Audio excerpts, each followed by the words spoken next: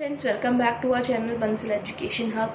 Friends, अगर अभी तक आपने मेरे इस चैनल को सब्सक्राइब नहीं करा है तो सब्सक्राइब कीजिए और साथ ही साथ बेल आइकन भी प्रेस कीजिए ताकि मेरे आगे आने वाली वीडियोस की नोटिफिकेशंस आपको मिलती रहे।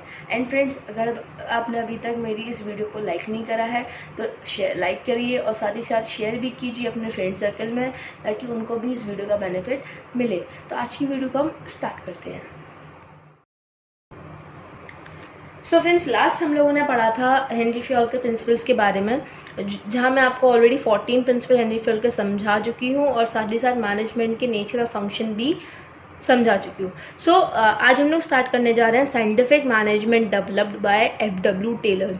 यानी कि F.W. टेलर जो थे, इन्होंने क्या डेवलप करी है? Scientific management. हेनरी फ्योल जो थे वो फादर ऑफ मैनेजमेंट जाने जाते थे, लेकिन F.W. टेलर जो है वो फादर ऑफ साइंटिफिक मैनेजमेंट के नाम से जाने जाते हैं। ओके, तो हम लोग जानते हैं F.W. टेलर कौन थे, कहाँ इनका जन्म हुआ था। देखिए, F.W. Taylor was born in 1856। ये 1856 में इनका जन्म हुआ था। कहाँ पर? यूएसए में। कहाँ पर?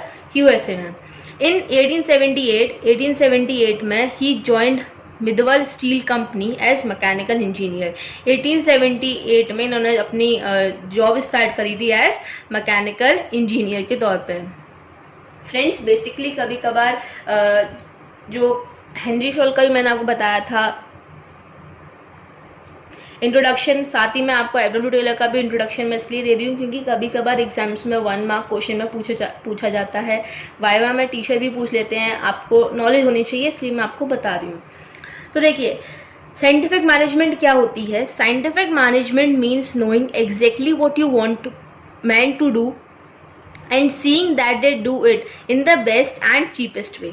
साइंटिफिक मैनेजमेंट कहती है, इसका मतलब क्या होता है कि आपको पता होना चाहिए कि आपको इंसान से क्या करवाना है, what you want man to do, आपको क्या करवाना है, और देखना कि वो उसे अपने बेस्ट तरीके से करें और साथ ही साथ चीपेस्ट वे में करें। सपोज लेके देखते हैं, आप अपने ऊपर लेके देखिए कि आप लोग मैनेजर हैं, तो साइंटिफिक मैनेजमेंट ये कहती है कि आपको पता होना चाहिए आपको किस इंसान से क्या काम करवाना है, कैसे करवाना है, और साथ ही साथ आपको ये देखना चाहिए कि वो जो इंसान जो आपने उसे काम दिया है वो उसे बेस्ट तरीके से करे और साथ ही साथ चीपेस्ट वे में करे, ज़्यादा पैसे खर्च ना करवाए। तो ये डेफिनेशन साइंटिफिक मैनेजमेंट की F.W. टेलर ने दी है। फ्रेंड्स, इसे याद कर लीजिएगा, आप अपनी बुक में भी मार्क कर सकते हैं। F.W. टेलर की डेफिनेशन है साइंटिफिक मैनेजमेंट की। साइंटिफिक मैनेजमेंट एग्जाम्स में पूछ लिया जाता है या वाइवा में भी टीचर्स पूछ लेते हैं कि what do you mean by scientific management. तो आप इसे अच्छी तरीके से याद कर लीजिएगा, बहुत ईजी डेफिनेशन है। देखिए क्या है, scientific management means knowing exactly what you want man to do and seeing that they do it in the best and cheapest way। okay? तो F.W. टेलर जैसे हेनरी फ्योल जो थे, उन्होंने भी कुछ प्रिंसिपल्स मैनेजमेंट को दिए हैं। इन द सेम वे जो F.W. टेलर है, उन्होंने भी साइंटिफिक प्रिंसिपल्स दिए हैं मैनेजमेंट को। साइंटिफिक मैनेजमेंट को साइंटिफिक प्रिंसिपल्स मिलेंगे, ठीक है। तो इन्होंने 4 प्रिंसिपल्स दिए हैं, आज हम लोग 2 डिस्कस करने जा रहे हैं। देखिए, पहला प्रिंसिपल क्या है? Science not rule of thumb. तो F.W. टेलर ने जो पहला प्रिंसिपल दिया है वो क्या है? Science not rule of thumb.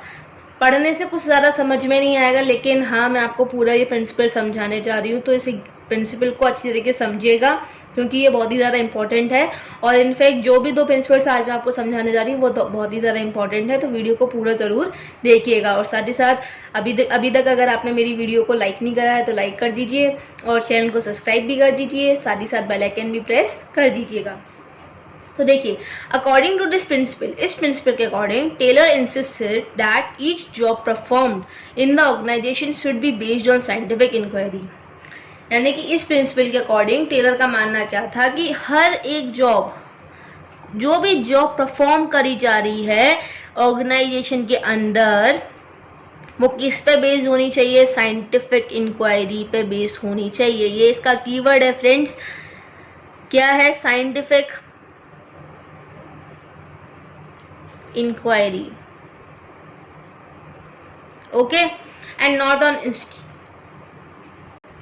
Experience and hit and miss method. यानी कि टेलर जो थे वो क्या कहते थे कि जो भी जॉब ऑर्गेनाइजेशन के अंदर परफॉर्म करी जा रही है वो किसके बेसिस पे परफॉर्म करी जानी चाहिए, साइंटिफिक इंक्वायरी के बेसिस पे, ना कि अपने एक्सपीरियंस के बेसिस पे, ना ही हिट और मिस मेथड के बेसिस पर। रूल ऑफ थंब, देखो यहाँ रूल ऑफ थंब लिखा है, तो रूल ऑफ थंब का मतलब क्या है ये यहाँ बताया गया है। Rule of thumb means dictatorship. इसका मतलब क्या है, डिक्टेटरशिप।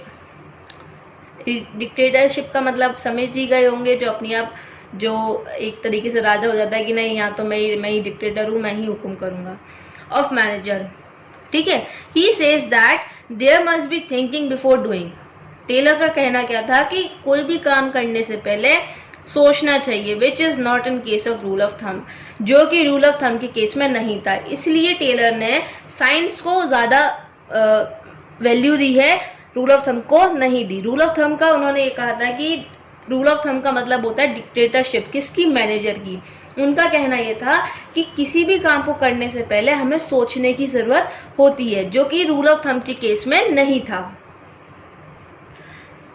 सपोज डिक्टेटरशिप, यहाँ पे मैनेजर का इसका एग्जांपल मैं आपको देती हूँ। सपोज मैनेजर ने डिसाइड करा कि हम एक महीने में 100 यूनिट्स प्रोड्यूस कर रहे हैं, 100 यूनिट्स प्रोड्यूस कर रहे हैं, लेकिन उसने ये चीज़ किससे डिसाइड करी, अपने पास्ट एक्सपीरियंस से, ठीक है।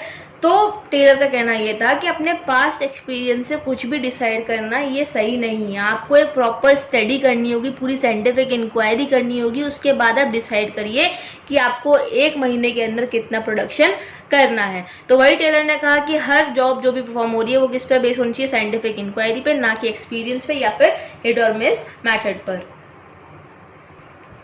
Taylor insisted on introduction of scientific inquiry and not on dominance of management practice.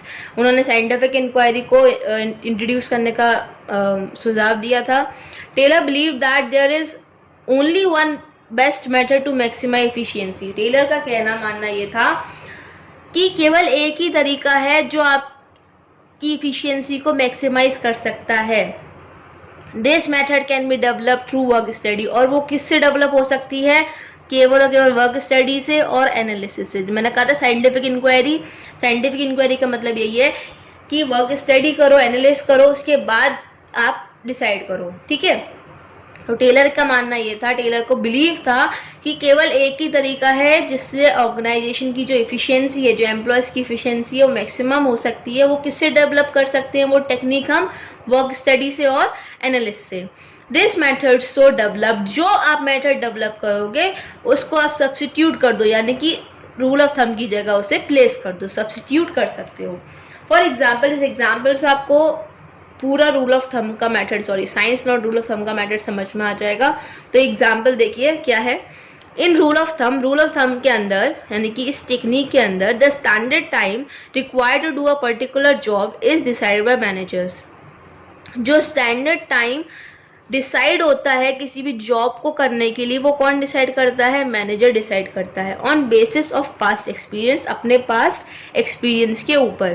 Taylor said, Taylor का क्या कहना था, दैट स्टैंडर्ड टाइम, जो आप टाइम डिसाइड कर रहे हो उसी जॉब को परफॉर्म करने के लिए, वो साइंटिफिकली डेवलप कर होना चाहिए, ना कि पास्ट एक्सपीरियंस पे, ठीक है। और वो कैसे साइंटिफिकली डेवलप हो सकता है, जब हम टाइम स्टडी करेंगे तब। समझ में आ गया। टेलर सिंपल सा ये कहते थे कि हर चीज को आप साइंटिफिक इंक्वायरी करो, उसकी हर मेथड को आप साइंटिफिक डेवलप करो, ना कि अपने पास एक्सपीरियंस के अकॉर्डिंग चलो, ठीक है। सेकेंड प्रिंसिपल जो डब्ल्यू टेलर ने दिया है वो है हार्मनी नॉट डिस्कॉर्ड। क्या है प्रिंसिपल, हार्मनी नॉट डिस्कॉर्ड। अब देखो अगेन भाई, हार्मनी से रहो, ना कि लड़ाई झगड़े से, डिस्कॉर्ड से। According to this principle, इस प्रिंसिपल के according, those who work together in an organization, वो सब जो कि साथ में काम कर रहे हैं ऑर्गेनाइजेशन के अंदर, must work in harmony, वो से उन्हें पीसफुल काम करना चाहिए, ना कि लड़ाई झगड़े से, ठीक है। That is mutual give and take, proper understanding. Simple सा मतलब है इसका, प्रॉपर अंडरस्टैंडिंग बिटवीन एम्प्लॉयज, ठीक है। एम्प्लॉयज बोलो, जितने भी लोग काम कर रहे हैं ऑर्गेनाइजेशन के अंदर, वो हार्मनी यानी कि पीसफुल वो काम करें, एक दूसरे के साथ काम करें, मिलजुल कर काम करें, ना कि लड़ाई झगड़े से। उनके अंदर एक अंडरस्टैंडिंग होनी चाहिए। ठीक है। देखो जैसे कि एक ऑर्गेनाइजेशन होती है, उसके अंदर मैं राइवल के तौर पर बता रही हूँ, हार्मनी नॉट डिस्कॉर्ड के अंदर ये एग्जाम्पल बहुत ही ज़्यादा अच्छा है। एक ऑर्गेनाइजेशन है, एक मैनेजमेंट ग्रुप डिवाइड हो जाता है, एक वर्कर्स ग्रुप डिवाइड हो जाता है। ठीक है। अब जो मैनेजमेंट ग्रुप है वो लोग क्या सोचते हैं कि यार वर्कर बहुत ज़्यादा सैलरी ले लेते हैं, वेजेस ले लेते हैं, पर काम हमें पूरा करके नहीं देते। और वर्कर्स की थिंकिंग क्या होती है मैनेजमेंट ग्रुप के तरफ, कि जो वर्कर्स सोचते हैं कि मैनेजमेंट हमसे काम ज़्यादा करवा लेता है लेकिन हमको पैसे कम देता है। ये चीज़ आपके बहुत, जिन लोगों की जो शॉप है, जिन लोगों के फादर्स की जो शॉप्स हैं, उनको आपको देखने को मिलेगा। वो लोग भी ये कहते हैं कि जो वर्कर है वो काम कम करती है और हमसे पैसे ज़्यादा ले लेती है, लेकिन वर्कर क्या सोचती है, नहीं यार हम तो काम अपना ज़्यादा करते हैं और हमें पैसे कम मिलते हैं। तो क्या है, ये आपस में राइवल्स हो जाते हैं, इन दोनों में दुश्मनी हो जाती है, एकदम से राइवल्स हो जाते हैं। और किसी भी ऑर्गेनाइजेशन में राइवल्स का कोई काम नहीं है। ऑर्गेनाइजेशन के अंदर राइवल्स का काम नहीं है। जब आप मिलकर काम करोगे तब भी ऑर्गेनाइजेशन को अपना सक्सेस अचीव होगा। तो ये मेंटेलिटी दूर करने के लिए टेलर ने बात करी यहाँ पे किसकी, मेंटल रिवॉल्यूशन की। उन्होंने कहा है कि इन लोगों की थिंकिंग को हमें चेंज करना चाहिए। कैसे चेंज करेंगे वो देखते हैं। Taylor insisted that there is need for both the groups to change the attitude. Taylor क्या बोलते हैं कि दोनों ही ग्रुप्स में जितने भी लोग हैं उन लोगों के एटीट्यूड्स में क्या आना चाहिए, चेंज आना चाहिए। For each other he insisted on किस पर, मेंटल रेवोल्यूशन पर।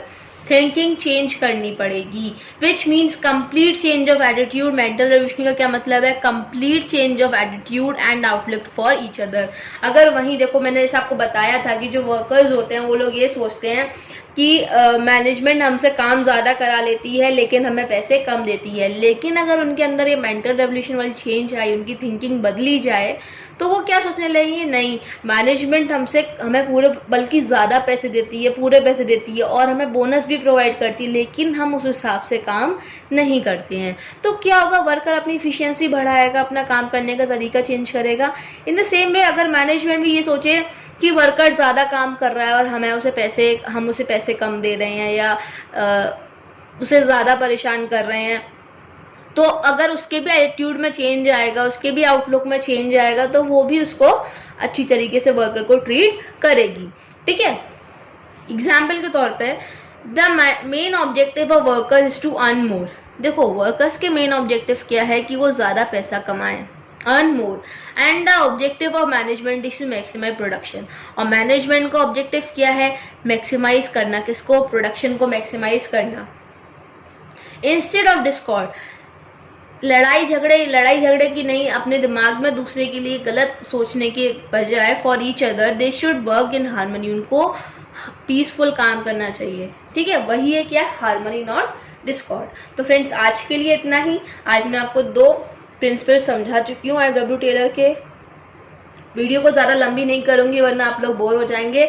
कल हम लोग डिस्कस करेंगे कॉपरेशन नॉट इंडिविजुअल के बारे में। एंड 4th प्रिंसिपल जो हमारा है, development of workers to their greatest efficiency and prosperity. ये 2 प्रिंसिपल्स के बारे में डिस्कस करेंगे। देन हम लोग आगे बढ़ेंगे साइंटिफिक टेक्निक्स के ऊपर। अब ये चैप्टर ज़्यादा नहीं रह गया, थोड़ा सा रह गया है, तो मैं जल्दी इसको फिनिश कर दूँगी। And friends keep supporting me. आप लोग कमेंट सेक्शन में इतने अच्छे कमेंट्स करके मुझे इतना प्यार दे रहे हैं, thank you very much for that. और मैं आगे पूरी कोशिश करूँगी कि मैं आपको और ज़्यादा अच्छे से एग्जांपल्स दे सकूँ और साथ ही साथ आपको आपके जो कॉन्सेप्ट्स हैं वो क्लियर कर सकूँ। तो कीप सपोर्टिंग मी गाइस। मेरे चैनल को सब्सक्राइब कीजिए, वीडियो को लाइक और शेयर कीजिए। Thank you.